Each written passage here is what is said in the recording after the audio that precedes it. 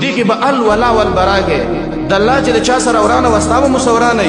او د الله چې د چا سره دوستانه وستاوه سره دوستانه او د نبی چې څوک دوست وستاوه سره دوستانه او د نبی چې څوک دشمن وستاوه سره دشمنی. دې باره کې به یو څو واقعات وي مدې لپاره چې زموږ د ایمان تازه شي. کله چې د بدر غزا وه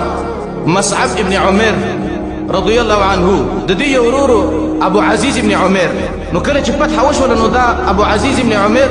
دا د مصعب ابن عمر رضی الله عنه ورور او دا د کافرو سره راغلی او کافرو نو دا یو صحابي نیولی او په دې خېټه ناسو نو چې ګوري د ده دا ورور راغی مصعب ابن عمر نو د ابو عزیز ابن عمر ویل که خیر ورور مې راغی او دا به مې اوس خلاص کړي ځکه دا خو زما ورور دی. صحابي مشر مې دی چې ورور راغی مولا دې کې دا بل ورور راسملولی دی نو هغه هم خجالته شه. وایي دی مصعب ابن عمر ورته غږ وکړو چې وروره شدي یدیک علیه وروره کلک کلک یې وتړه فإن امه ذات متاع ځکه مور یې ډېره مالداره ده او ډېرې پیسې به درکړي کلک کلک یې وتړه. وایي دی ابو عزیز ابن عمر ورته غږ وکړو چې وروره ته خو زما ورور یې او ستا اوس یې زما باره کې دا دی. هغې ورته ویلې چې ته زما ورور نی وایي زما دا ورور ستا نه سوا دا بل دی دا زما ورور دی ته زما ورور نی. خیر دی که په مور او پلار کې شریک هغه بېله خبره ده خو لیکن زما ورور دغه دی ځکه زما د کلمې ورور دی او زما د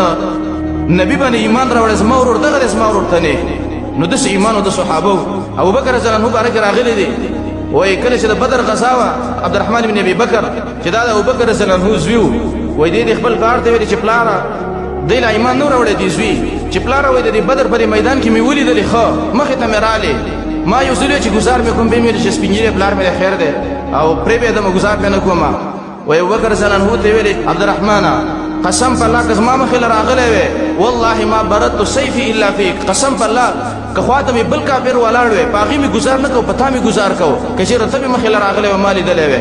نو دې ته د الله لپاره ولا وایي د الله لپاره دوستانه او د الله لپاره دشمني چې په زوی باندې ګزار کوي خو لیکن په بل کافر یې نه کوي. عاص چې دا د عمر رضی الله عنه ماما و دې باره کې راغلی وایي د بدر په میدان کې وایي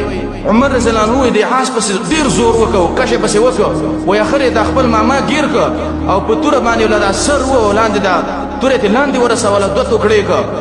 وایي ویلې چې الله موږ ته په قرآن کې ویلي دی چې